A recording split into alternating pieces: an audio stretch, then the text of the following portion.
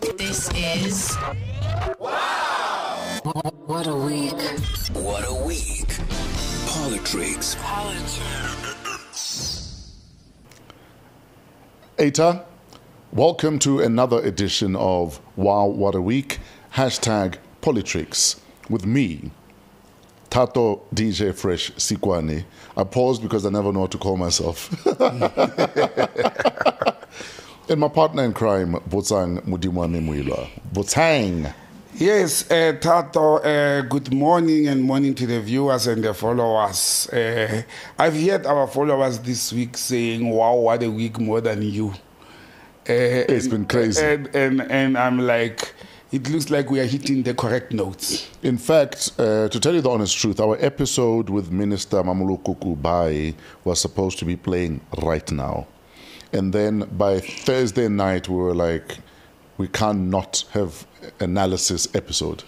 Yeah, because I was supposed to go and leave this week. Yeah, Botsang was literally already out of town. He had to come back into town so that we can have this episode. Yeah, I think this abuse, and some of your followers, I wrote on their comments of this week about the events, and I'm like, guys, we are not having the episode this week. One responded and said, we'll come and drag you, we'll come and have the show wherever you are. Hey, guys, I'm exhausted. It has been a rough week for me. It's been a rough year. Yeah, but I'd say it's been a rough year for both of us. Yeah, no, but tough. Still we show up. Yeah. Anyway. 3 weeks ago, yes, you alluded to the fact that whatever is happening in the EFF, the shenanigery, if there's ever such a word, people jumping ship, and you called it. You said, well, now you suspect Dalimpofu is double dealing, double dipping, up to something. Yeah, I actually, you said, I allege, and I said it's not an allegation. I was not suspecting. Yeah. And I said, people are now accusing. I was trying to cover you legally, that's all. Okay.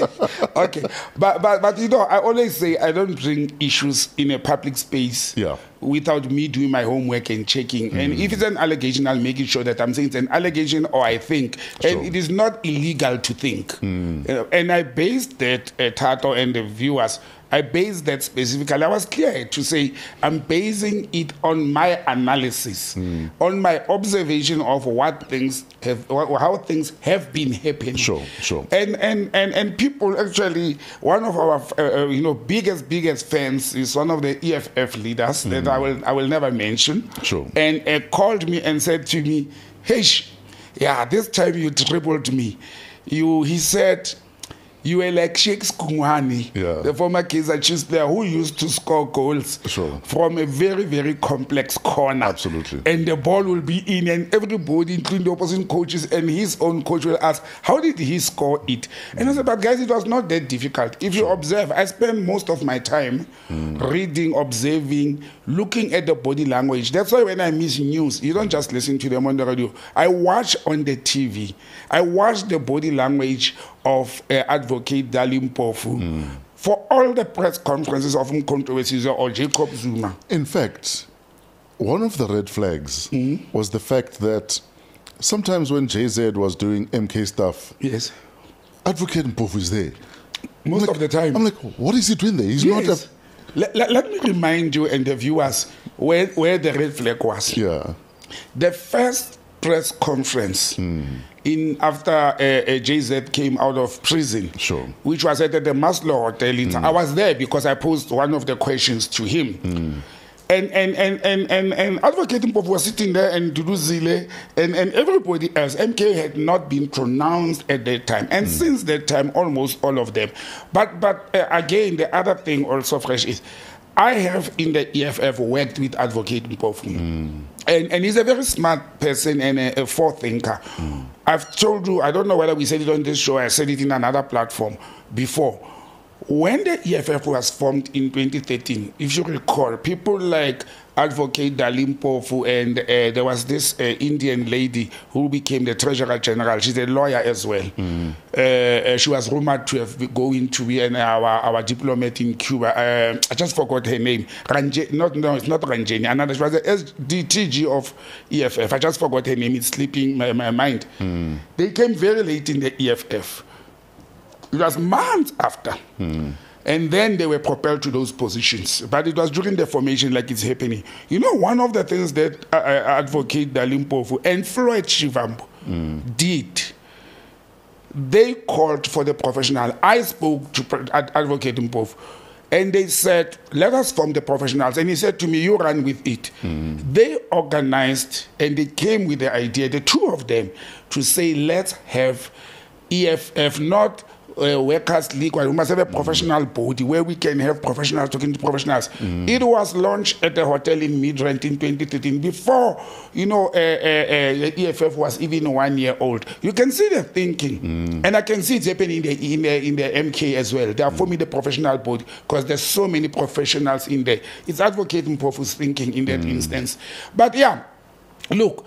Others said I'm a sangoma of politics. No, it's just paying attention. And you know, when you play lotto, sometimes you hit the right numbers and the right patterns. But again, it's out of observation. And he said almost everything that I've said in elaborate, almost everything, even the time basically, frames. it was almost like he's confessing that Botsang is right. Yeah, exactly. And I am glad I didn't say that on maybe another platform or his son's platform.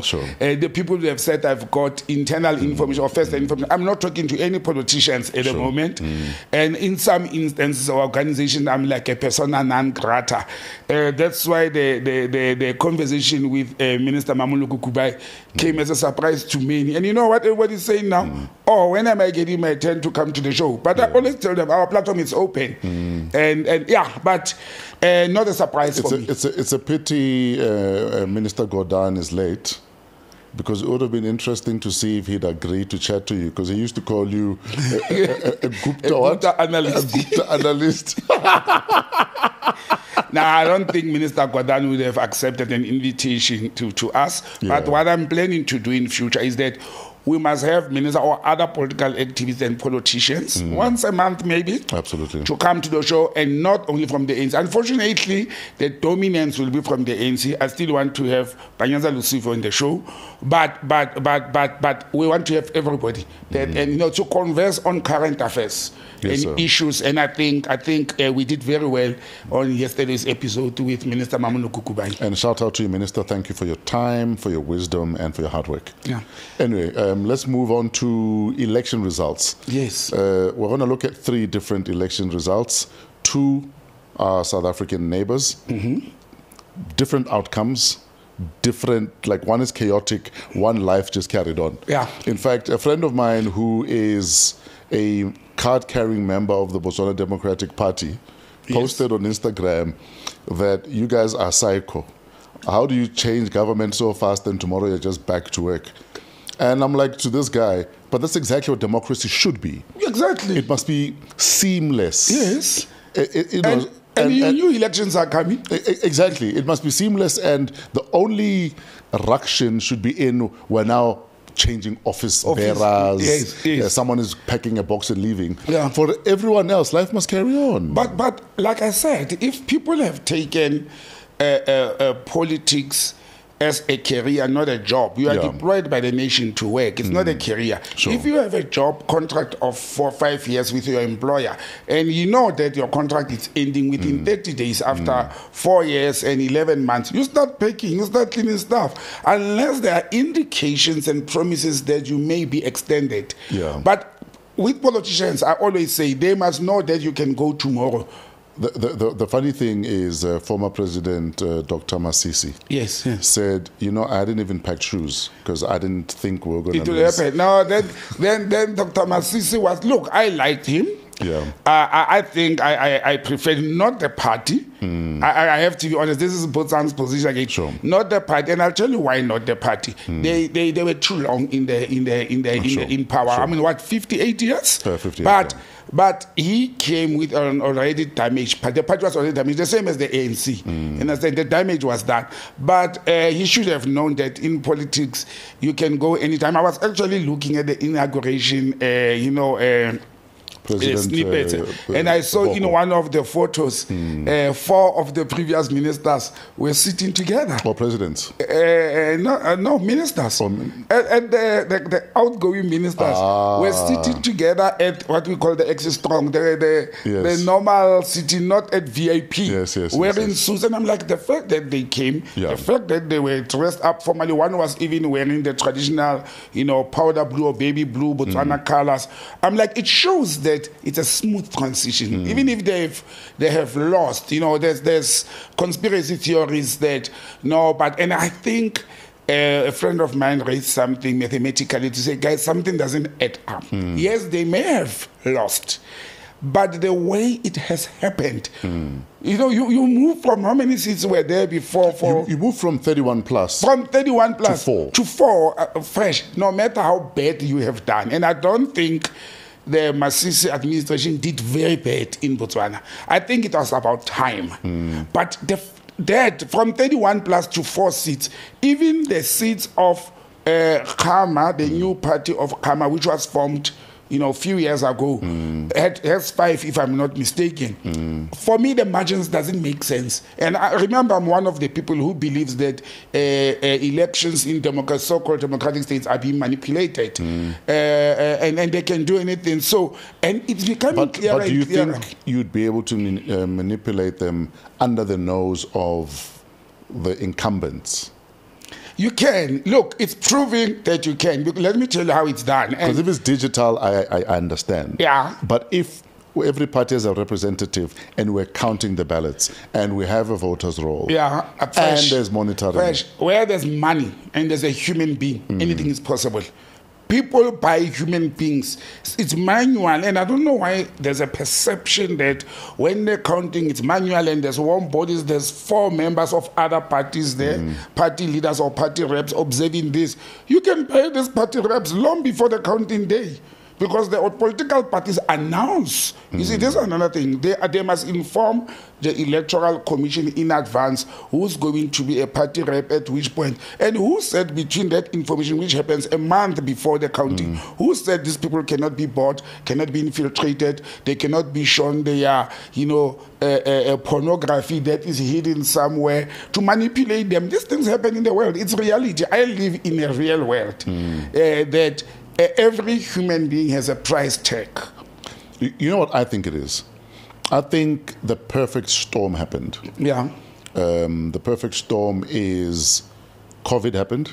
Yes. And the way most governments handled COVID left people very upset, despondent, and hungry. Absolutely. That's a contribution. And there's nothing worse than someone who's hangry. I'm angry, I am hungry. And I'm hungry, And now, because of the economy and the downturn, I don't have a job. Yeah. Except the likes of you, my brother, that you at least worked with governments in both countries that we work with. The thing with me, and there is a new party. The thing with me is I'm non-partisan. I'm a businessman. Okay, so I'll give you an example. There's a project I was doing with the Botswana government, with the broadcaster. Yes. Later today, this evening, I'll be playing at the UDC Victory Party at the National Stadium in Botswana. Okay, there's a difference there. Yeah, that one was with government or professional work. Now but me, I'm a businessman. I'm non-partisan. Me, I support whoever is willing to make life easier for whomever needs life to be made easy for. Contrary I sound like that girl with the pots. I wanted to say the pots have done something, but Fresh, then let me finish. It different. Yeah. But let me finish. The perfect storm I was talking about, COVID, the way it was handled. Yes. People were hangry. Very angry. Unemployment levels are crazy. Yeah. The downturn in the economy is horrible. On top of that, you need to also understand that as much as it might have been good for the country to have some sort of protectionism, okay, where you say no vegetable imports from South Africa, South Africa, yeah, so that local farmers can have an opportunity to produce and feed the nation. Mm-hmm. Now there was also a food shortage in terms of certain vegetables. Yeah. On top of that, because there's a scarcity, the price is driven up. So now I'm unemployed. You must pay more for I'm hungry. basics. My kid can't get a job. And I must pay more for vegetables. So as much as I think it was a noble, the intention was noble, okay, but the timing I feel was wrong. To have something in place that's going to drive up the price of vegetables when people at that moment cannot afford vegetables is a recipe for disaster. Well, if you put it like that, but the advantage and the nice thing about it is that then Botswana, if that's the case, if we go with your theory, then the transition is very smooth. Yeah. That's what we need in the subcontinent or in the region. Unlike other neighbors. In fact, let's go to Mozambique. Yes. So, Duma Boko is now president of Botswana, yes, the Republic of Botswana. And you know what the funny thing is? When I was doing first year LLB, Duma was 2 years away from finishing his LLB. His LLB, yeah. But already he was a big deal in legal circles on campus. Okay. You know what I mean? The guy is young. How old is he? He's 56. Oh. Already was a big deal within campus legal circles. So he has been so he's been one of the guys that you must watch, this guy. And then his deputy, we were in class together in high school. Ndaba is probably 50 now. Fresh, go back and finish your law degree and go into politics. Maybe the next. I don't want to finish my law degree, but I will do international relations and politics, though. As long as you'll mentor me. Not on politics, international relations. International politics, relations, perfect. Yeah, but our neighbors. So that is done. Congratulations to the Republic of Botswana, yes. To the electorate. Your voices. You made yourselves heard. They've made and people listened. Now, and let's hope the president will do what he promised the people. Now, the big question is this. Can he deliver on all of his promises? One. And two, most presidents have low-hanging fruit in terms of deliverables that they often botch. There's low-hanging fruit. A lot. That you can normally pluck so that you keep people hopeful. That, listen, better things are coming. And I'm hoping that he will find the low-hanging fruit politically. Look, he has mentioned one or two already. Yeah. One of them is what is a challenge in neighboring countries. Sure. The influx of Zimbabweans into the neighboring countries. It's not only South Africa which is affected. Yeah. And one of the things he has issued a clear statement on, actually, I saw the official communique. My friend's sister was murdered by an illegal immigrant in the north of Botswana. Zimbabwean man. Yeah, you see. So he's talking the same language that the EFF is talking in South Africa to say, no, instead of trying to deal with this bigger animal, let us legalize those that we can legalize and know who they are. That's a low-hanging fruit. Another low-hanging fruit. Yes. And another reason people would probably be angry. Healthcare. Yes. You don't need a rocket scientist to fix healthcare. The number of people that I personally know, family members who live in our home village, who struggle to get tablets. Or you've got stuff that's been prescribed, or you are on chronic meds. But you go to the clinic and you're told there's no medicine. There's no medicine. That is low-hanging fruit. And with the budget that the health department have in Botswana, they shouldn't lack the basics. With the budget that they have, there is no way that every single Botswana should not have access to decent healthcare. There's no reason why not. One of the things that I'm scared of, and a lot of politicians make that mistake. Yeah.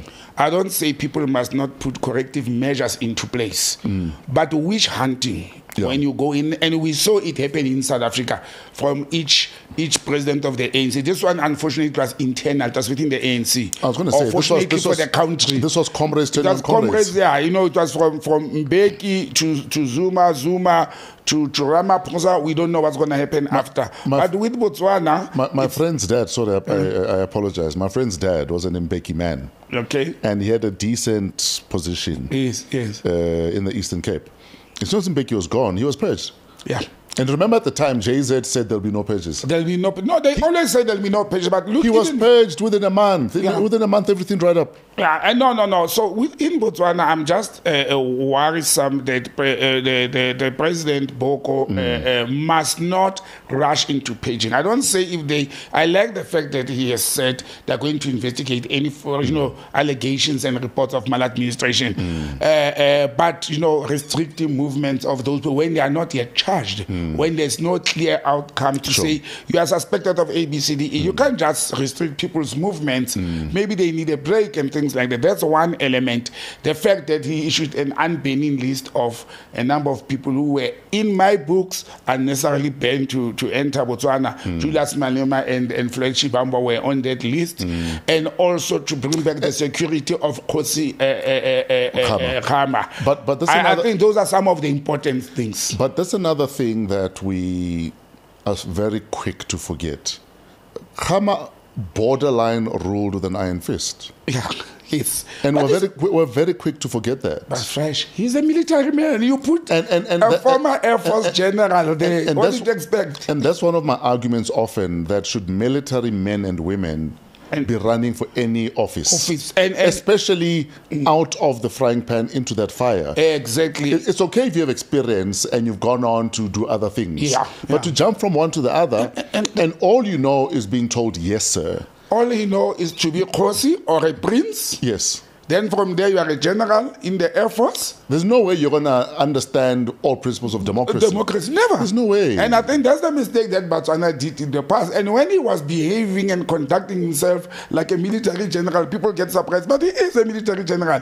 And naturally, he wouldn't just switch. People always said I was hard on my kids and all that. And I would use words like, this is my house, I'm the head, and we do things the military way. Did it work for me? In most of the instances, it did not. I had clashes with the mothers, I had clashes with my kids. But look, Botswana is a very peaceful country. It's known as one of the most peaceful countries on earth. And let's just pray and hope that he will deliver as expected, as you have said. And if any of the advisors of President of Botswana is listening to us, and he's now the president because he's in office, has been inaugurated, low-hanging fruits. Low-hanging fruits. Go for them. And the people will be happy. And most of leaders of the world who are light and kept for the full 2 terms, it's because they went for low-hanging fruits. It's because they delivered on what they promised the people. Even where you fail to deliver, because none of us delivers 100%, the observant voters will say, but he promised 4 things, he delivered 3. At least he was doing the work. So I think thumbs up to Botswana, peaceful transition, and now it's marching forward. And we look at our neighbors. Now Mozambique. from Botswana, let's take the N4. It's N4 to N4 actually. That's what I'm saying. It's actually that road. It's called the Trans-Kalahari Corridor. Absolutely. So it moves from Walvis Bay in Namibia, throughout the whole of Namibia, throughout Botswana, throughout South Africa, right into Tshwane. In Tshwane, it changes the name. It's called the Maputo Corridor, Development Corridor, because then it's going to Mozambique and Eswatini. I drove that road several times in my life. Because I gig a lot, I've also done it. So, hence I know it's N4 all the way. It's N4 all the way from Walvis Bay to Maputo Maputo Bay. So let's take the N4 and let's go to the Lubombo border. What on earth is happening? Okay, Fresh, you will recall that about a month ago, after the election of Mozambique, we said it in our episode. And that's when I said, SADC, it's worrisome that they have a SADC delegation or what observer delegation that goes and observe election. They produce a report to the regional body. We ignored the report about the Zim elections that Tsvangirai probably won. Exactly. Why would you think anything would happen with the report about Mozambique? And ironically, President Mnangagwa is the current chair of SADC. Imagine. So he's the person who... There's a report of a delegation that you had sent to observe the election to say the elections were not free and fair, before even rigging, even towards contesting. And you failed to listen to those people. We spoke about it. Now, the people of Mozambique, the same way, history is repeating itself, and I just hope it doesn't repeat itself and it end up in the war we had from 1978 to 1988 that kills hundreds of thousands of people. And now the other parties, and it's not only Renamo, Renamo, Renamo, yes, at the moment that is protesting, is the people on the ground. It's the citizens. No, it's no, the right now, generation and youth. Right now, it's the electorate who are saying, it can't be. And again, Frelimo has been 49 years in power in Mozambique. 10 of the 49 years, there was a civil war in that country that nearly destroyed Mozambique. But remember also, there has been a war in the northern part of Mozambique, Cabo Delgado, where Botswana Defense Force, Rwanda Defense Force, and others, the SADC and AU forces are trained to. South Africans are also there. Again, it was a war between Renamo and Frelimo. Now it got entered into by some rebels from Somalia and from the Horn of Africa. Now with the elections being disputed and the electorate not accepting it, and the SADC member state ignoring their own report, people are saying we are not taking this nonsense. This SADC is useless. Why are SADC so quiet?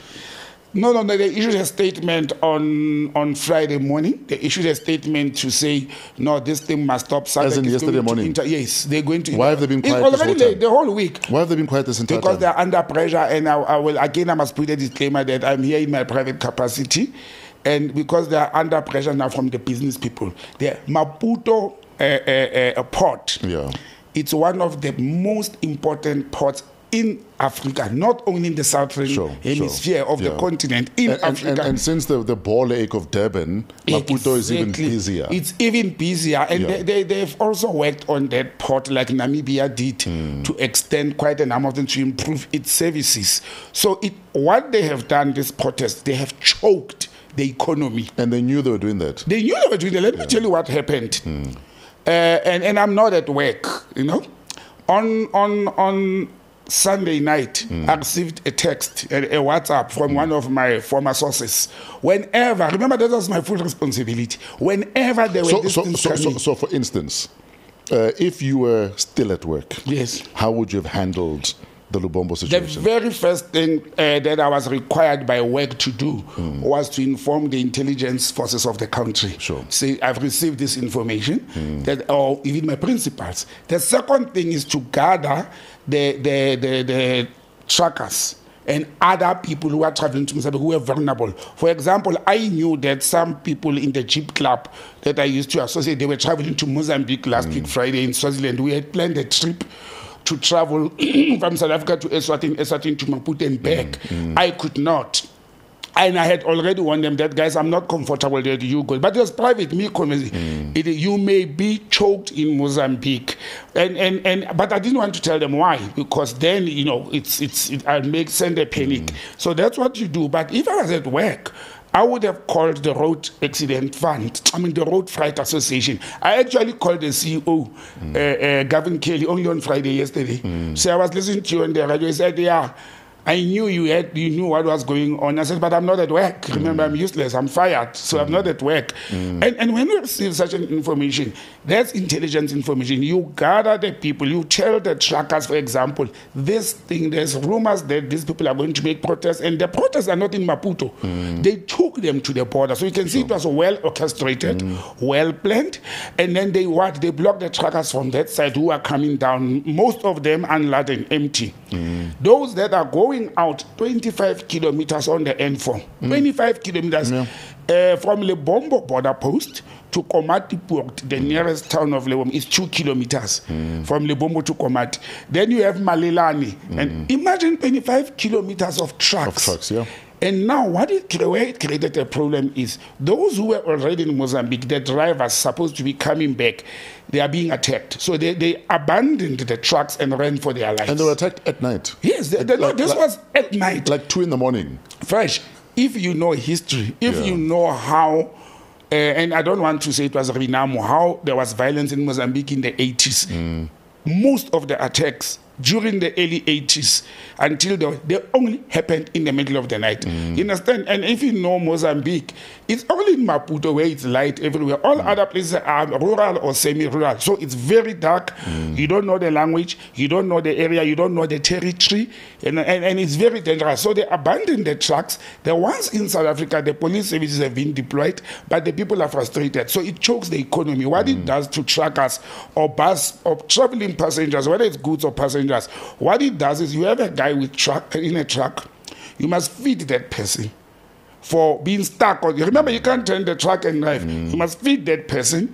There's social ills happening because that's when prostitutes starts playing around those trucks. Criminals start targeting those trucks and those drivers. Not only for the goods in the truck. Two of the most important things in truck drivers thing is their driver's license and their passports. Because those are sellable commodities, you understand? And this is the whole danger and the whole picture of saying, if SADC had listened to the electorate in Mozambique, one, we would have not been where we are. Sure. If the authorities of the two countries' intelligence forces would have acted fast enough and not undermine what the people were saying, they would have kept not to stop the protest, but they would have not left the people frustrated. And as Gavin Kelly said in one of the interviews, just in 3 days, they have lost 50 million rands as losses that they could account for. But again, thumbs up to the Border Management Authority of South Africa for acting very swiftly and quickly to close the border, to say we are not taking risks, we are closing the border until we are certain that it's safe for people to move. But on the Mozambique side, even just the custom setup, apparently everything has been looted. So even if they were to reopen today, one of the drivers was speaking to, I think, Eyewitness News on 702. Yes. About the fact that the looting on the Mozambique side of the border was so thorough that it will take days to reset up. I think it so will that take you can longer. start processing goods again. Because obviously there's if people have customs stolen protocols. cables, if people have stolen computers and cables, it will take a long time to do that. But also, what government officials tend to undermine is, earlier on when we spoke about the Botswana situation, how angry the people are, how hungry the people are. Now, in countries like Mozambique, which is a very poor country, at times when such things happen, government officials must know, or politicians, let me say politicians, not government, must know that even in dire situations, even the police or officials at the border who are supposed to be guarding and protecting, they will give up and say, we are being abandoned, we are not being, because they are also human beings. They are also the part of the electorate. They've got political parties they belong to. They can also get angry. Now, if you don't take care and you don't listen to your electorate, and I don't know why our politicians are not seeing this. We saw it in Kenya, a darling of the youth in Kenya in less than 3 years. What happened to President Ruto? Understand?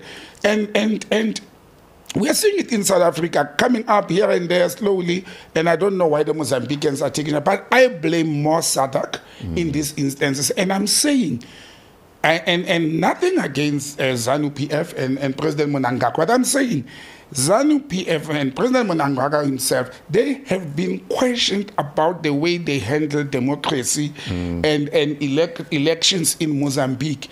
Yes, it is his turn to be the leader or the chair of SADC. It is his turn. But again, why do you take a person with a questionable background and practice of exactly what is the problem in Mozambique, and you make that person to be the chair of that problem? Yeah, but is it not that turn? Yeah, it's their turn. But what must happen? SADC itself questioned their elections. So you take a person that you are questioning, and again, you know what, Fresh? It's these old people. It's time for them to go. I was going to say, you need to also remember that it was the self-same SADC that said, hey, we have a peer review mechanism. Hey, we'll call each other out. When last did any African leader call out another African leader? No, actually, it's the peer review mechanism. It's an African Union program. Yeah, it's the AU, yes. And it went to all other regional economic bodies. But the point I'm making is, since it was just the OAU, there's been a broerskap where we brothers keeper and we hide behind it's a sovereign state. But when we were being brutalized by apartheid, being brutalized by colonialism, we wanted other people to forget that we're a sovereign state and get involved. Yes. But when it's your turn to return the favor, when other people are being brutalized, you sit and watch. I always tell people that before it was called SADC, they were called the frontline state. Oh, yes. And they united behind the African National Congress, the Pan-Africanist Congress, and the Black Consciousness Movement. They united. And this is despite the fact that the SANDF would send letter bombs that even cross borders and attack in members Angola, of the MK. in Zambia, everywhere, all over. At the risk of your own citizens. No. And we know it has happened. The South African Defence Force of the apartheid era, they killed people in Lesotho, in Eswatini, in Botswana, in Mozambique, look how far Angola is. In Angola, look how far Zambia is. In Zambia. But this frontline states, they stood together. They stood together anyway. For a good purpose and a good cause. Today, it's okay when one of them is killing their own citizens, because we are citizens of the region. We are citizens of the continent. We are Africans. One of them is murdering or destroying the country and all that, and they think it's okay. So are they saying it was okay that the colonialists and the apartheid forces were killing Africans? It was not okay. But when one of them is orchestrating the same things, the same way, they are not calling them to order. You know, even when, for example, in South Africa, Marikana happened, and after Marikana, the next, killing of people in South Africa, massacre, it was the July unrest, where we are quiet and hundreds, more than 100 people were killed. When this happened in South Africa, not a single African leader condemned South Africa for that. You understand? When how many people were killed in America? 36, 40 plus minus, not a single African issued a statement to condemn South Africa. And you ask yourself why. So when the apartheid police brutality, they were killing African people. It was not okay. But when one government, and I'm saying the government of today, kill people either in KZ and the Phoenix massacre, which happened, is the most recent massacre we've had in South Africa. Nobody in Africa is talking about it. So you can see the selfishness and the heartlessness of the type of African leaders we have. But we hope the new coming up generation, the Bokos and others, will change this whole thing. Will make life to be important. We have a new form of massacre in South Africa of children dying every day by poisoning food and all that. Until today, the head of state hasn't declared that a crisis. You can see the kind of leaders we have. That 6 kids dying in 1 week in a certain place, 7 there, 13 there, it's okay. But in the bigger scheme of things, since when have the lives and the mortality of black children ever been a priority? Yeah. Like since when? Historically, since when? Like, whether it's femina, whether it's malaria, it's almost anything. It's almost like the attitude is they're very fertile, they will breed more. If they die, it's fine. Half of them are unemployed, so all that. So why are they making babies? So they'll have more babies. It's fine. Let's not worry about it. One white child died from eating contaminated food. One white child. AfriForum, the DA, and a whole bunch of other interest groups others, would rally behind the fact that the country to there's a problem here. Yes, and that's the kind of leaders we have. And you know what's said? This is our leaders we look at them, we look the same. We thought they were in the forefront of the liberation movement. That's why my politics now, they don't talk about the former liberation movement. I call them former. When I look at the ANC and the PAC, I don't see former liberation movement. I look at them and I see political parties that are having politicians who are greedy, who are corrupt, who don't care. That's what I see now. When I see PAC and ANC, I don't see the liberation movement that I joined when I was 16 years old. I don't see the people who sacrificed their lives to go to military camps, leaving their families not knowing they will come back. I see a whole breed of people. And you sit and you think, that's why maybe they got rid of those who seem to be disturbing the future looting. Because now nobody, even internally, not only in the continent, even internally, nobody is calling another politician to order in public. We asked Mamoloko last week on the show, do you ever talk in passages with your colleagues that what's going on? And she responded well. But I want to see a politician from the same political party calling his comrade or colleague, let's call them colleagues in cabinet, to say, but your conduct, it's unbecoming and you are not doing enough. You are costing us. Yeah, you are costing us. You will never see that. Not in this time of democracy. We need to change. What do you always call it? Reset. Yeah. Speaking of change, the Americans have spoken. Yes, and I'm a winner. No, but remember, I said that there's no way if the annoying white lady could not make it into the White House, there's no way the annoying black lady was going to make it into the White House. And you know, Fresh, I'm happy you are starting it with the gender part. Yeah. I'm happy, and I'll explain why. Because I've been telling people, one of the people that I feel sorry for, I wanted to call him, like, no, let me not rub, salt into a bleeding wound. It's my sister and friend, Lerato Mbele. Sure. One of the greatest journalists, this guy. She is 100%. One, she's a feminist, and she doesn't hide it, activist. She has been behind Harris, and I follow her. And I listen to her arguments, and it has been based on one thing. America must show that it's ready for a woman before even black, because they've had a black person as the president. It doesn't work like that, my guys. It doesn't work like that. And let me show you. Let me tell you something.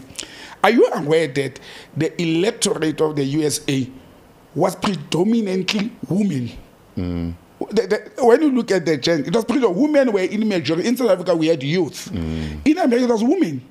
Who were predominant in the electorate, and they failed to put a woman. It doesn't twice. They failed to put a white one before. They failed to put a black one before. Yeah, but we could argue that we're a majority Christian country, but Reverend Kenneth Meshu never has more than 5 seats in Parliament. Well, again, politics are a different ballgame. Exactly. People said it was too tight, too close, and I kept on saying it cannot be. Donald Trump is a business person, and Donald Trump surviving an assassination that I put it in inverted commas and court processes is the same as the Zuma era. You go in there with what? With a victim flag. I'm a victim. I'm being harassed because they don't want me back. But the Democrats, when we get into the politics of it, they made a big mistake with keeping Joe Biden for too long. Kamala Harris came very late. It was too late. She literally had a couple of weeks to campaign. Yeah, it was too late. That's one. Two, when you look at their campaign policies, whether they are right or wrong, and I've said last week, the policies of these two political parties in the USA are almost the same. It's just that when one does bad in the previous administration, the other one capitalizes on it. But I want to refer to what President Fidel Castro has said way back in the 80s when he was asked if he thinks Nixon or whoever is better than the other one. You know what President Castro said? He said, I don't understand why people want me to comment on one human being wearing a pair of shoes. One is on the left, one is on the right, and America is like that. You can't say the right shoe is better than the left shoe when they are being worn by the same person. And that's because a shoe takes the shape of your feet. So don't come and tell me about American who's better. They are all the same people. And I've said myself, for me, President Trump is a better devil than Kamala Harris. And I've mentioned to say Trump is not for war. On his acceptance speech, victory speech, the first thing he talked about was like that war in Palestine, and it must come to an end. He's going to tell Netanyahu and the Palestinian leaders to stop that thing. But the one that I liked most is the one between Russia and Ukraine. President Trump is a business person. He says, if there is a biggest marketing person on earth, it is Zelensky. He said, this man, every time he comes to the United States of America, he lives with $60 billion. That must come to an end. This man must come here and live with a letter that says, go and stop the war. And for me, that's why I supported and I wanted Donald Trump, because I want peace in the world. And I've said there will be peace. Remember, one of his charges or allegations was that he was manipulated and sold information to President Trump. Now, if somebody says Fresh has manipulated me or sold information to me, it means we have a business transaction or we have a relationship. And you saw even the response of President Trump, to say this man is the greatest man in the world. He survives assassination. He's a good business person. And for me, that's what I wanted. That's how the Americans went to vote. But internally, so that's an external part. There's the international relations part. But internally, this one went on the ticket of we want abortion and small low-hanging fruits, yes. You know what Trump won the election with? the working class. Yeah. He had a very clear policy. High unemployment. Do you know that in the last 3 years in the US, working people who are working in any salary, they lost their houses. Yeah. They couldn't afford their mortgages because of what? High interest rate and inflation. Now, this businessman came and says, I'm not going to feed you. I'm going to take the money we are spending abroad in the military to come and repair socioeconomic ills, and I'm going to fight inflation with the money and the budget we are wasting in the military to help other countries. That's one element. And the working class went to support President Trump. And you can see it was across the color line. Do you think his fear-mongering also worked? Because he's been very, very clear that there's illegal immigrants and they must go home. Yes. I mean, one of the statements they issued a list of about 13 or 14 countries with a historical problem of illegal immigrants. I know that in one of them is Nigeria and Angola. And he has issued that list to say, when they come to us, we are not blocking them. When they come here, they are going to pay each. So if you are a family of 5 like fresh, each will pay 16,000 US dollars. You will only get that money. It's like a security. You will only get it when you have returned, not when you leave. When you have returned to your country, you'll get the $16,000. And it's serious. And I think it helps. If we are a country that is having problem with illegal immigration, I would support a president who comes with clear-cut rules on how to handle it. Look, Fresh, people can say he is racist. And I've asked somebody, what did he do or say that makes you think he's racist? That informs that. For me, majority of white, what you call supremacists are racist people. But if Donald Trump says, I'm going to cancel this AGOA the day it expires. I think he is racist, but carry on. Yeah, this AGOA, when it comes up, because Africa is a shithole, they can't take care of themselves and all. Those are his utterances. We are thinking and we are talking as Americans. If you are an American, what do you think first? You think first for America. Home first, yes. For home first. And that's what Trump is doing. Why should Trump think for President Ramaphosa? Why should Trump think for Zelensky? And I mean, you think if you are a father of the nation or the house, you think for your kids first, then your neighbor's kids, then your family and relatives. That's how it works. That's how politics works. He convinced the American people that is better than Kamala Harris. So whether he's racist or not, for me, it's a debate for another day. In fact, for me, his racism is apparent even with his people. Not even about us. I'm not even worried about us. Yeah. But he's never been able to call out white supremacists. He always wants to almost say, yes, there's good black people and there's good white supremacists. Yes. Even when the supremacists are attacking black people.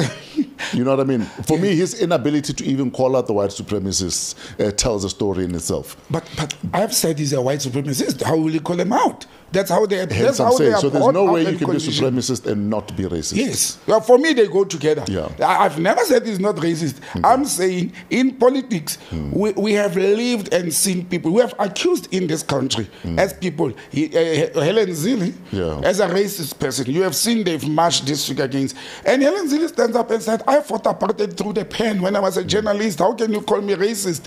But her conduct, her supremacy behavior, and her not calling out the racist ones, and her being the machinery that booted out all the so-called good black people out of the DA. Yeah. For me, that's a racist behavior. She talks left and she walks right. But also this thing of, because I play rugby with Tabu, I can't be racist. Yeah. Or that I am dating Nonchalant, I can't be. You know, you can be in a relationship with a black girl and still believe you're superior to her. Yeah, yes. So you're still a racist. I've done despite the fact that you're in bed with her, doesn't mean you're not a racist. No, it doesn't mean you're so reducing racism to because I associate with people of another color. No, then people don't understand the element and the depth of racism. The fact that when you sit, you don't see and you don't feel like this, me and that person, irrespective of the pigmentation, we are not equal, we are not the same. That is racism. Because you are basing that on pigmentation and nothing else. You are not basing it on IQ or level of education or conduct. You know, you are basing it on saying, you are black, I am white. And that's when, that's one of the things that gave me comfort in Pan-Africanism. The real Pan-Africanism, not this that is being push that Pan-Africanism means we can walk through the borders. No, down. Because I vividly recall, Fresh, and sorry to divert, when we formed PASO in the 80s, one of the things that we were receiving as a lecture, the Pan-Africanist Student Organization that we formed in 1988. One of the documents we were brought up to learn was that we must stop saying we are blacks. You know, some people produce even T-shirts that were written, call me African, not black, colored, Indian, and white. You understand? And black consciousness was saying something else. But in Pan-Africanism, I vividly recall Johnson Mlambo, the former commander-in-chief of APLA, he once sneaked into the country to give us a lecture, and he said to me, to us, not to me, you people, once people start telling about that black and white is the color, the fairer skin, you must go to Libya. You'll find Africans who are more pink than people from Europe, who are more lighter, who have more fair skin. And I said to people, go to Botswana, don't go far. Next door, you call them yellow bones these days, but actually it's you can't even differentiate whether a person is colored or what. And for me, racism is a very serious issue in the world. It does influence people's behavior and conduct and minds. I live in Verwoestberg. I live in Centurion. Look, I still even call it Verwoestberg. And all my neighbors, when I say that, you must see how I smile, how they smile, and they're like, also, you are comfortable in using that word. What can I do?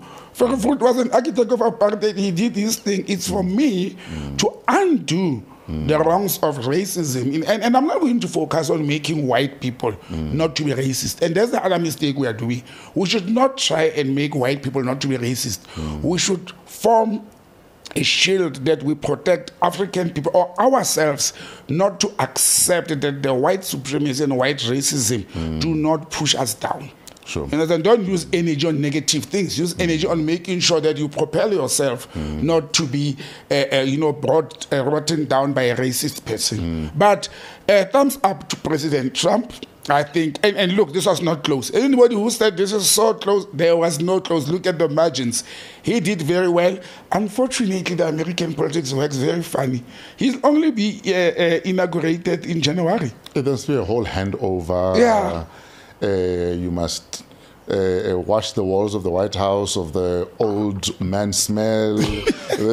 But you know what's my fear? You know what's my fear when I didn't think it takes this. I know it is not immediate like other countries. Yeah. I thought it's like 2-3 weeks, a month. With the 2 attempts assassinations, for me January is very far. January is very far. But he's been secured now. Like he's been secured, and whatever security detail he had on the road. You think it's better now? It will be triple now that you are the president-elect. President-elect. It changes. I'll tell you a funny story. So when Duma Boko was still waiting for the election results, yes, in Botswana, so obviously they need to get to the 31 parliamentary seats threshold. Yes, yes. And I think when they were at about 25 seats, already it was almost clear. Yeah, yeah. So the Secret Service start hovering around him. Okay, okay. Because you must now... the writing's on the wall. So he had breakfast with a friend of mine. And they were just talking about... He was just telling a friend of mine that, listen, things are going to change very fast. You won't have access to me the way you used to. Yeah. You know what I mean? You'll have to talk via something. Yeah. Now I will appoint someone you must deal with. Okay. If ever we have to talk and engage. Yeah. But as soon as it got to 31 parliamentary seats, and it was clear, immediately the Secret Service were like, took over. I wouldn't survive. Just like that. I wouldn't survive that. Just like all of a sudden, you, your wife, your kids, you are in this. My child can never be in a scholar transport. You are in this cocoon now. Nah, I wouldn't survive that. So I don't think Trump has a problem of safety. Okay. Now, if you say so, I hope he survives. But I think it's good for the world. It's good. I think for peace in the world. I'm worried about AGOA. Yeah. But I think this is where African leaders must stop having tea for nothing. They must start engaging diplomatically and fiercely for that. I've heard from a reliable source. We have not been having an ambassador in Washington for quite some time now. Why? I don't know why it was never replaced, but it was worsened by the Russia situation 2 years back. I think we haven't had an ambassador there for over 3 years. Yeah. Now I've heard from a very reliable source from Derco that it looks like the president had approached the former Minister of Trade and Industry. And he declined. Erwin. Not Alec Erwin, the one who just left, the SACP guy. Okay. The Indian guy, he just left me. He didn't come back through these current elections because he didn't make the threshold like Becky Tsele. And Alec Erwin is the old one. I'll just remember the name. Ibrahim Patel. Oh, Ibrahim Patel, yes. And he declined. I don't know how true is that, but the rumor on the ground, and one very reliable source told me that our former ambassador to Washington is coming back. Remember Rasul, coincidentally is also Ibrahim, the former Western Cape Premier. He was in Washington for full term at some stage. Sure. You need diplomatic deployments now that can, one, engage President Trump, that must understand the Republicans of Trump, it's not a common Republicans, but even other African states, because South Africa going there to negotiate the AGOA issue alone is not going to work, because this was created for the African continent. And the engagements will have to be very convincing. Look, President Trump is saying people must stop coming here to ask for money and donations. You understand? The only disadvantage with the Trump that I see coming is that they've already announced that they are going to issue very heavy taxes, import duties. Especially on Chinese goods. No, on Chinese goods. What, 60%? But there's going to be a trade war because the Chinese are going to retaliate. No. And then what? Really, I think that's madness. And I mean, these people, that's what I don't understand about superpowers, China, Russia, and the US. When they talk to the media, when they talk to their policies, but they are trading. Fresh, I don't know if it was me and you talking about it, that during this 2-year war of Russia and Ukraine, or Russia and NATO, America has been trading with Russia. They're buying goods. Europe has been trading with Russia. The government in Germany has collapsed yesterday, actually on Thursday night. The government of national unity in Germany has collapsed. It has collapsed. One of the reasons that happened, you know what did Trump do last week? He closed the taps, the gas supply. You understand? So they work together when it suits them. But I see peace between Russia and, let me say between Trump and Putin. Let me not say between the two countries. I think India is going to benefit more. The Indians are very smart and clever. They look at these ones fighting, threatening each other, and they pull their, they superseded Saudi Arabia this week. Saudi Arabia was the largest supplier of oil to Europe. India, which doesn't have that much oil, if they have oil, has superseded Saudi Arabia. Guess why? They are buying oil from Russia, a BRICS member state, with their currency, and they're selling it to Europe because Europe can't buy from Russia. Boom. That's clever. Very clever. So now, who said the Chinese can't do that? Who says the Chinese can't sell their products to India or to any other country? To pass them on. To pass them on to the US. And they just remove made in China. Just remove that made in China and say made in any other friendly country of the US. The Americans will pick it up. They will pick it up as time goes by. But there's going to be more with Donald Trump. Closing comments from my side. I see more of trade war than military wars in this thing. I see more economic wars, economic battles than military battles under President Trump. But we have seen it in the last term as well. Yeah.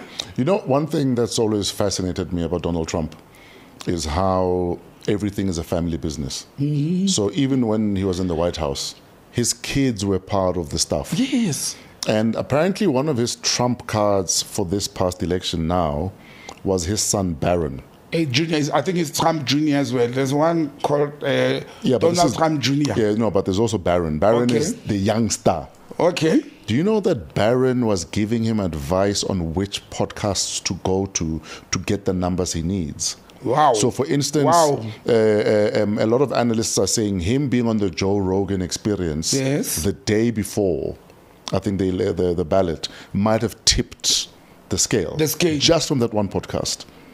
And apparently Barron has been his confidant in terms of, son, which are the cool podcasts? Where can I reach especially young white males? Because there's also this Khafar thing going where they're making white people feel like if you're not careful, you go from being a majority to being a minority in your own country.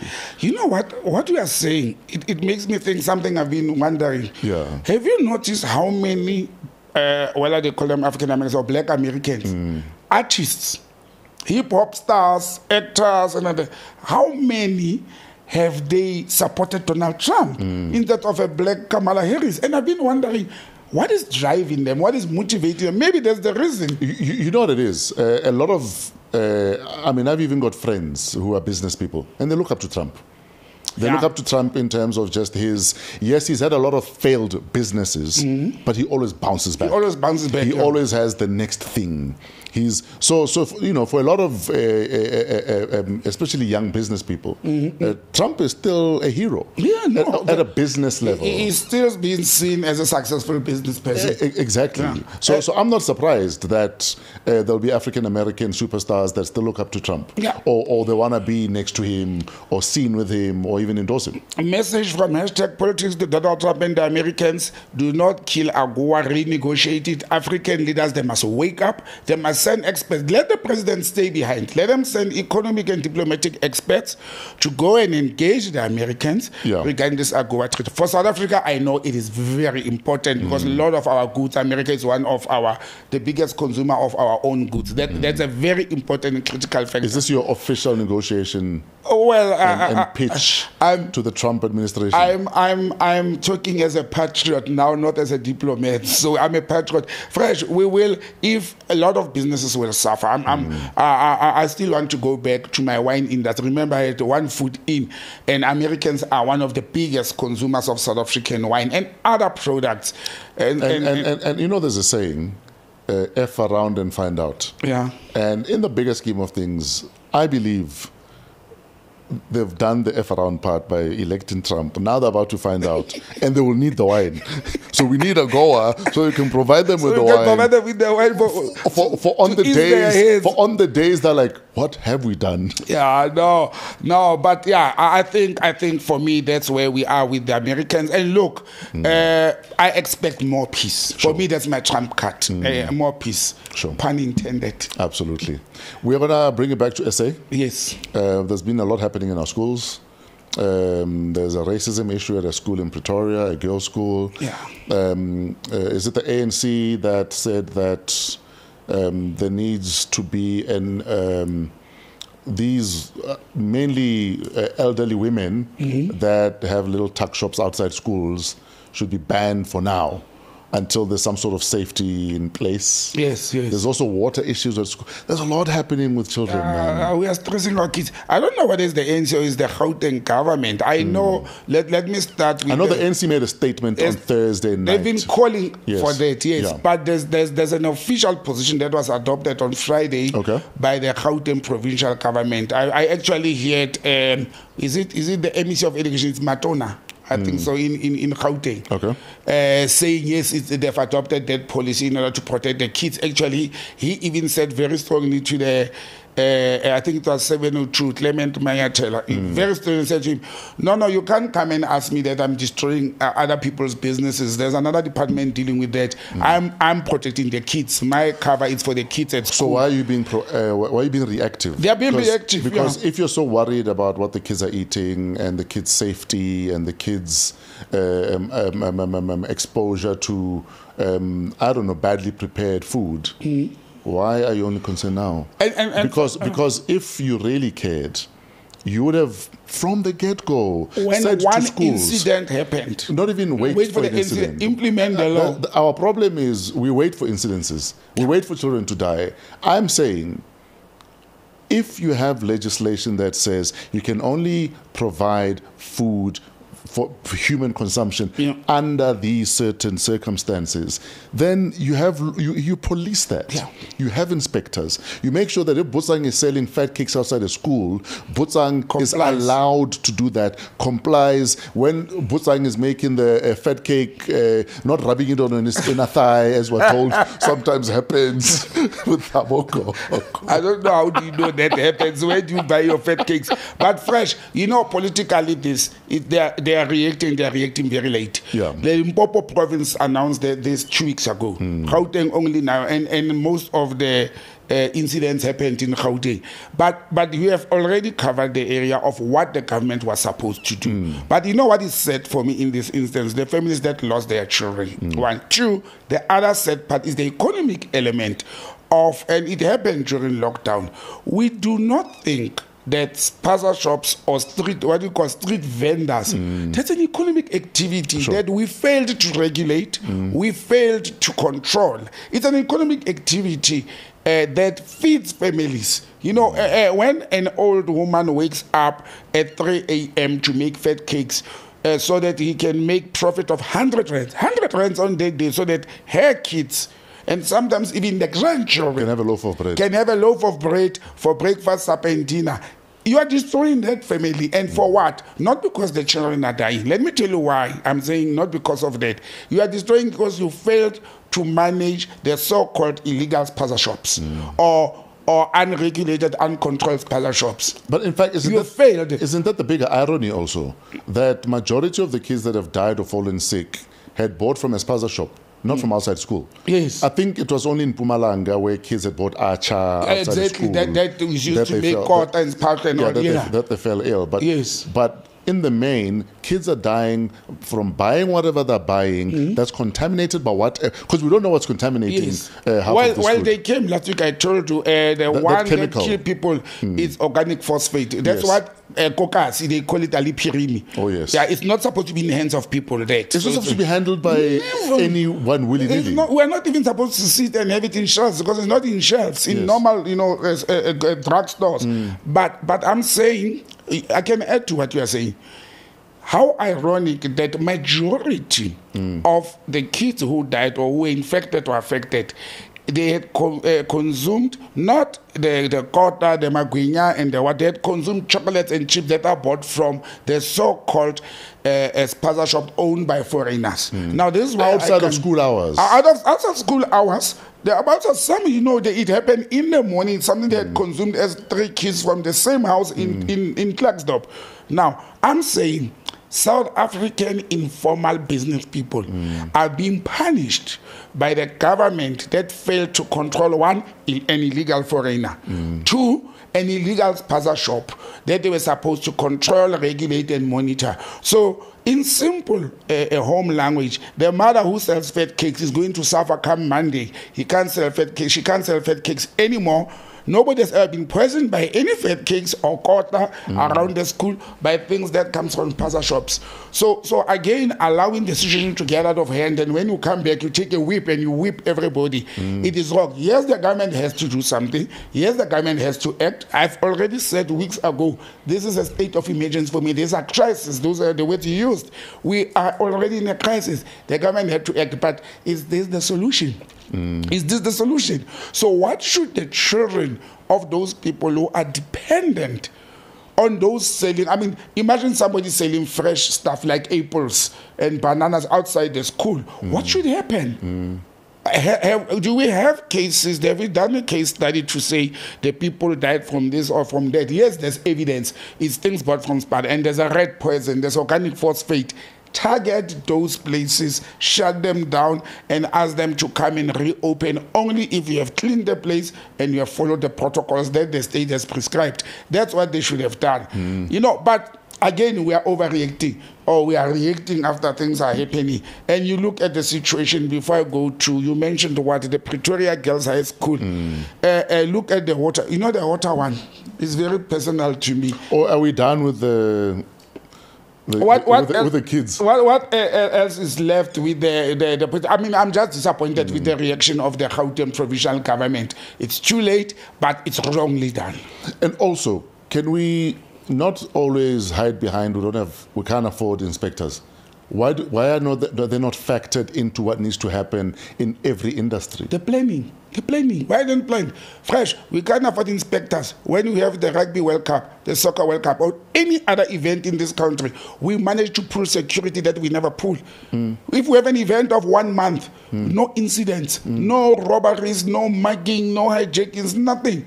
We have the capacity and we have the ability as a country. We do not take the life of a black child serious. Period. And there's always budget somewhere that can be found. Always. Even if it means just for a month of blitzing these places and checking that they comply and that children are eating food that is fit for human consumption. Exactly. And on top of that, I think parents also need to start being more vigilant. And that's what I said in one of our shows. You said it 3-4 weeks ago. Yeah, I said that at some stage, parents need to also take responsibility.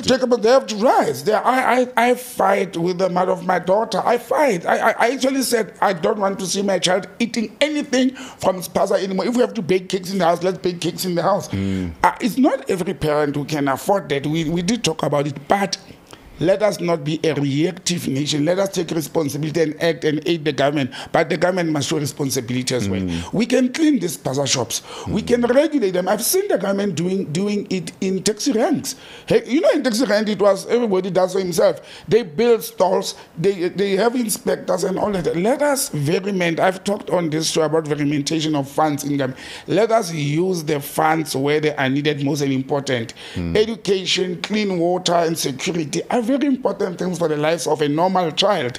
You understand? I mean, like now, my daughter didn't go to school for the last 2 days. I'm actually, I nearly said heartful, but yeah, I'm heartful. Yeah, for 2 days. And I spoke to you off record, of the studio, that no, I've got a problem that now the mother must call me and say, hey, when you are unemployed, come and pick up your daughter. Is not going to school. There's no water at school. Now I must babysit my daughter. I don't have a problem babysitting my daughter. No, you're not babysitting. You're just being a father. Yeah, okay, fresh. But maybe I didn't plan to. But because the school, Matome, whoever, the MEC, schools around Pretoria, I understand the logic and the health and the risks why kids can't be at school because there's no water. I do understand, but I'm saying provide the water. Give water tanks. Go and buy tanks from Johan Rupert or the Oppenheimers. Go and buy all the money that they are using in parties, in government blue lights. Go and buy tanks and give kids clean water. Let the MEC of Education give his staff members off, no overtime, nothing, no use blue lights and 7 series vehicle. Take that money, buy a tank for each school in Gauteng. Simple. Let Matome sit at home and take their money and go and put a tank in each school that needs money. The money, let him sell the 1 series. Let Banyaza say, all MECs, sell your 7 series and your 5 series. You are not driving X5s. We sell them, we are providing school. Let them do that. Why can't they do that? Somebody will say, no, but you simplify this thing. You talk simply. Who wouldn't want to buy a bulletproof vehicle? They can sell it to these rich people who want bulletproof vehicles and buy the children water. Because the Department of Water and Sanitation have failed to provide water. For whatever reasons, whether it's revamping the pipes, for whatever the reason, there is a crisis. You are an MEC of Education. Your counterpart MEC of Water Affairs has failed, or rent water, they failed. Your scope is the kids need water. Do whatever you can do under the sun to make sure that your kids have water. And that's all I'm saying. I haven't had electricity in my house since February. I bath, I eat, I clean, my kids eat. I can't afford the electricity from the city of Tshwane or what I owe Tshwane, but I improvise. And why can't the government do that when they have the budget? They've got the muscle, they have the budget. And they also have the budget because they've been paying you. So they must rather use that money. No. They can't use my money. I've got it locked in a trust account. When do they have to pay to the side? Yeah, no, it's sitting in a trust account. They can't touch mine. That's what is my money. But it's for the children. Whose children? I'm not the father of the nation. President Ramaphosa is the father of the nation. Anyway, Pretoria Girls High racism debacle. The Thabo Mbeki Foundation had done their own little investigation. I was not even aware of that. And they'd said that there was no racism. Was it a Thabo Mbeki Foundation? Even the provincial government said that. Yeah, it was Thabo. With the hidden. No, I was not aware it was the Thabo Mbeki Foundation. Oh, what I know is that in that school, the what do you call it? But the department, the deputy principal and the principal have gone back to school. Yeah. But how does it work in the minds of the school governing body and the children fresh? What was 2 to 3 months that the headmistress and the deputy were sitting at home with allegations of racism. Yeah. And suddenly they rock at school. And I haven't laid my hands on the department's report. Apparently, they don't want to release the report to public, but there's an extract I've learned from it that they say the situation is so bad there that the white teachers or office they don't even greet the cleaners and the gardeners because they don't see them as equal. That's why they should greet them. What nonsense is that? Yeah, that's bullshit. That's absolute nonsense. That's bullshit. I didn't know that it was the Thabo Mbeki Foundation that was running. In fact, there's an article from my birthday, 15 October. The Thabo Mbeki Foundation has questioned the handling of the recent racism storm at Pretoria Girls High. 12 matric pupils were suspended from the school in July, blah, blah, blah, blah. They were, however, acquitted following an independent disciplinary hearing. The department's investigation also resulted in the suspension of the school principal. Former President Mbeki revealed that he had personally inspected the contents of the WhatsApp conversations and failed to find any evidence of racism. But President Mbeki is not an investigator. You can't base that decision only on speaking the WhatsApp. You must interview. We ourselves have also closely studied the comments made by the chat group independently to determine whether these constituted manifestations of racism and hate speech. Mbeki said in a letter to Gauteng Premier Panyazali Sufi and MEC of Education Matume Chilwane. It seems for some reason that the GDE was determined to smear the PHSG with the charge of racism, he added. Is that from President Mbeki Foundation? Yeah. The foundation proposed that the school principal and the deputy principal be allowed to return to work. The school assembly here be addressed to explain their actions and to consider halting the investigation instituted by the department. That sounds more like an AfriForum letter. Well, I can't believe it. You know, Fresh, what that was a month ago. What is my problem? They're back at school, by the way, the principal and the deputy.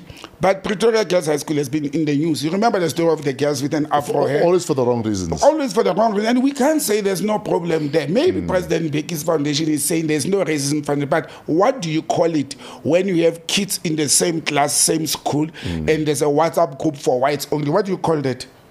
What do you call that? We don't go to the details, whatever they discuss, but it's a school. It's not a community or kids in the same transport or kids living in the same place. I could argue that if you go to any school, you will find people gravitate towards those who are like them. Yes. So there will be a group of black girls who will be in the same WhatsApp group. Okay. There will be a group of Indian girls who will probably be in the same WhatsApp group. That's why I say there might be a group of that's mixed. Yes. But generally, even if you go to any company party, Christmas party, the blacks eventually gravitate there, the whites, management will gravitate. So often you want to hang out with people who are like you. That's why I'm saying you can't just base it on the face value of it. Sure. You must go into the details of what were those groups doing. Go deeper, go deeper, not what you are thinking. Yeah. But check what they were discussing. What was the purpose of the group? I mean, at work, I had 2 or 3 WhatsApp groups of, and they were different people because we having, and not official WhatsApp groups, personal ones. Yeah. You understand? Because of the were there any white people in your groups? No, on this so 3-1. No, on this 3-1 had a white person. Actually, we even called it the rainbow. Actually, it was so funny. It was me, the black person, a colored guy colleague who's late, and a white guy who's my drinking buddy, one of my favorite colleagues, and an Indian lady. The only thing that we were. So you guys were like, we used to call each other the Rainbow Nation. You should call the group Madiba's Dream. You understand? But I'm saying people must investigate and take these things serious. Yeah. They can't take them at face value. That's one element. But there's another element that I want to bring to the Pretoria High Girls Schools. You know, Fresh, earlier when we spoke about racism in the world in general, I understand people are talking about democracy, equality, and all that. I've got a feeling that African people in South Africa, they are pushing themselves and their kids to a forced non-racial society. We are pushing our kids to not where they are not wanted. And I'm not talking about public spaces. I'm not talking about the public school. There's a general element of wanting white people to treat us equal to them. And they don't want to do that. There's a difference when we talk of acceptance at school, public schools. Acceptance and education and treatment equally. That's not what I'm talking about, because that is enshrined in the Constitution. That is, that we are all equal in front of the Constitution and the law. I'm not talking about that. I'm talking about me living in Centurion, which is historically a racist Afrikaner's place, or Boere place, whatever you call it. And there is Centurion War School. That was an Afrikaans medium. And the government is taking long to change that school to can accept everybody equal. And before the government finishes its job and make the school conducive to have kids equally, I want to force my child to go and fight those battles that I failed to fight as a father, or the government has failed to fight. I have a problem with that. How would you rather it happened? Because there was once a caller on Talk Radio 702 saying, you know, our problem is we know these people don't want us, but we want to force ourselves into their spaces. And why don't we create our own spaces? Exactly, Fresh. When it's government space, it's okay. But if it has happened in private schools, you remember the Kiro it's a private school. You understand? It has happened in people being honored and blacksams in restaurants, you know, or not being treated fairly and all that. It's not supposed to happen. I'm not saying it's right.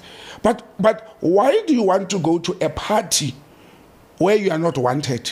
Where you are not welcome? I despise racism and white supremacy, but for Satan's sake, I would rather live in a municipality managed and governed by Freedom Front Plus, because when they deliver, or the DA, for their privileged superior people, I will benefit from that. And I won't force myself. If they decide to make an enclosure and they don't want me there, why don't Africans, now let me take it this way. We parents who want to force our children to those places, there's a place called Orania. And there's another place in Tshwane, mini Orania. Those are public spaces. Why don't we go and stay there and put a shack there? Why? You want to put your child in a school where people are racist and they don't want your child. The law says you can. It's the same as Orania. The law does not say you can't stay in Orania. But why don't we go there? Why don't we live in a squatter? This squatter camp in Tshwane, the mini Orania, I don't know what they call it. It is next to a place in Mamelodi where it gets flooded and people. Why don't those people take their zincs and shacks and go and live in there? Why? Why do you want to subject our kids? For me, I'm talking about this because we're talking about kids. Why do we want to subject our children? You don't know how many times I've been called in at school where my daughter is the tiniest child. That is not bullying, but he's standing up against bullying. He's doing it the wrong way. You know, he doesn't report them. I think she's tired. She's tired. She's so tired that she even once told her mom that I don't like this school. I like my teachers. I like school, but I don't like this school and I can't stand this nonsense. And what will Botsang the father say? If they touch you, beat them up. But she's so tiny and so little. And I can imagine her fighting. So what we're doing, I'm fighting my anti-racism battles. Doing what? Using my child. You understand? The mother likes the school. And the child is not happy. And that's the challenge we are sitting in, to say, we want to go to a party, to a dance floor where they are even playing the music that we don't like or we can't dance to. It's like looking at white people dancing for Nkalankata. I mean, I always look and say, what nonsense is this?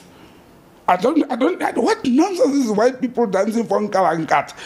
There's nothing wrong, you know, our brother made more money with Nkalankata and Platinum Hours than anything. But what are they doing? What are they doing? And then what is the Afrikaner singer? He's laughing. What is the Afrikaner singer? Well, one day... What is he? Los Lapi? The racist one. What is this guy? One day we'll find blacks fighting to go to that men's show. And he doesn't want us. It's very clear. He doesn't want us. So That's where black consciousness come in. Love yourself, create your own spaces. Right now, people are challenging the AfriForum for building an Afrikaans-only university. That's where the Bella Act comes in. People make their money, they make their conscience, they bring their African university to brainwash each other. And then we come with the Bella Act. I'm a supporter of the Bella Act, no doubt about it. But we come with it to try and correct self-determination. What the Afrikaners are doing inside South Africa, the so-called democracy, it's self-determination. With their own resources, we were supposed to take the land from these people. So that to make them, to correct them, we left them with the land and all the resources, and we expect them to behave differently. It's not going to happen. For as long as white people are superior, they're owners of the land, and they own the economy, they will not change. They have no reason to change. How would you have done things differently? Repossession of the dispossessed. We should have repossessed their land. And why the land? The whole economy. Take the economy away from them. Take even the political power, everything. We are in majority. We're supposed to use our majority, not to oppress them. Give them what is equal to their percentage. They are what? 8% of the people. Give them 8% of the land. Do that. And then they will realize that we need these people to survive. We need these people to live. They will come into their senses. But their lives did not change. Nothing changed. We only share toilets, and when we share toilets and schools with them, they go and they build new toilets and new schools because they've got the resources. You understand? And I know this is a hard call, and people will say, you want to reverse apartheid. No, I'm not reversing any apartheid. I'm correcting the imbalances of the past, and you have to do it the hard way. Hey, the rent will fall, hey, the markets will collapse, and all those things. So our hearts must collapse and fall in order for the rent to be saved. I don't believe in that. And again, Fresh, Panyaza is trying there. Hey, the MEC, my children is trying. Everybody's trying. Then Zile comes, takes them backwards. Then Fikile Mbalula runs to a press conference because Zile has talked some nonsense. Zile talks nonsense, ANC calls a press conference. Zuma plays the ANC, they call a press conference. They are being played. They don't even realize that they spend more time with fire extinguishers than planning for the country and implementing policies that are progressive. Implement the policies that are very progressive. And guys, I always tell people, why do we cry when white people do what they want to do in their land? It's their land. We allow them to say, you can keep. Remember, you can keep what apartheid gave you. We are not going to take it. Keep it. We say apartheid was wrong. It was evil, it was racist, it was inhuman, but it's okay, you benefited, keep the benefits, and let's live together. If I was a white person, I would not share anything with a black person. That my fatherland, my godfather, my Oma had worked for and left for me. When your grandparents did not work for you, don't come and disturb me. Let me enjoy my wealth. And that's what the white people are saying, actually. You know, white people of our age, they will tell you they never enforced apartheid. They never fought in the Anglo-Boer. They were not yet born, or they were toddlers. Therefore, we must not disturb them with those things. And we allowed it. My point is, we as a nation, we allowed it. We are worried that Trump is racist. While I live next to a racist person, I must worry about Trump. I'm not going to do that. We're out of time. Okay, let's go home. I'm tired. and I'm wondering why our man there doesn't call us to order. No, he called us to order long ago. He did? He told us long ago that you guys are at an hour, then he gave up. Trevor, sorry, there's one or two things we could discuss, but I think they can wait until next week. Okay, because they're not so that I can apply my mind. No, okay. They're not time bound. So I'm not getting leave next week because you guys refused. The three of you, Trevor and Kelly. So I've got this big project coming, and actually I can talk about it. Let's talk about it. Yes. The Russian Federation is hosting a conference and a seminar, international conference and seminar in South Africa this coming week. Are there spaces available still? Yeah, I think so. I think so. on Friday, on Thursday night, the last time I engaged with them, because Friday I had a family funeral, I couldn't.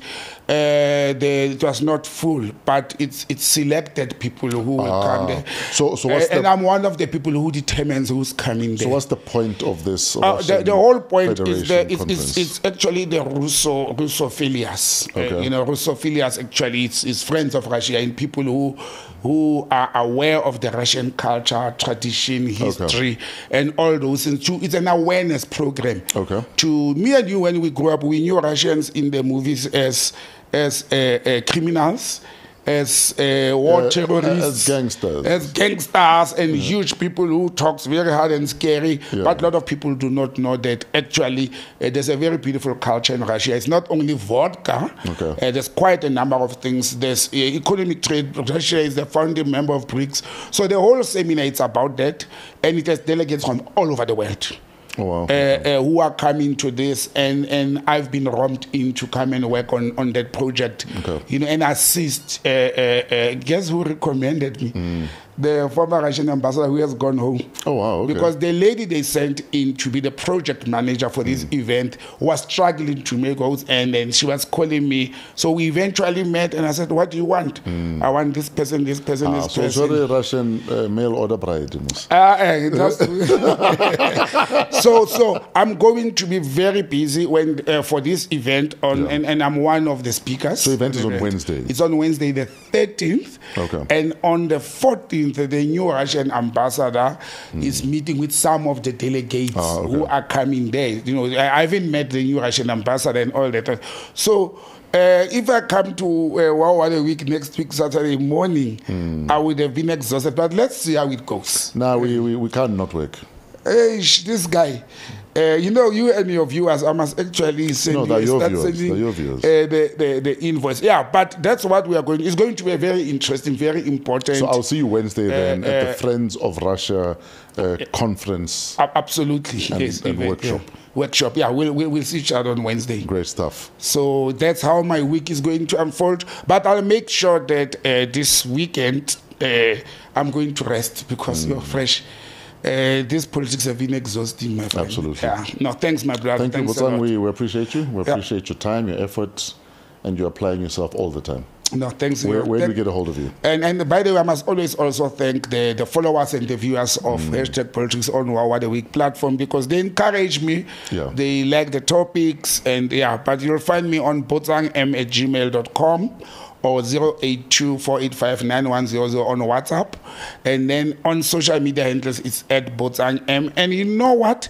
All these recommendations to other media platforms, please bring them on now. I'm going to start charging in either the BRICS currency or the Russian ruble. Yeah. All right, great stuff. Wow, what a week. #PoliTricks coming to you from Discover TV. Let them be your stage. Google them, Discover TV. It's Discover without an E at the end. So VR, not VER. Discover TV. Check them out and let them be your stage. Shout out to Pezulu Works for the cinematography and to the Africa Podcast Network. We are part of the Africa Podcast Network. Email us at waw@africapodcastnetwork.com. And shout out to our executive producer, Keleso Modisakeng. Till next week, have a wow week. In spite of yourselves, we're out of here.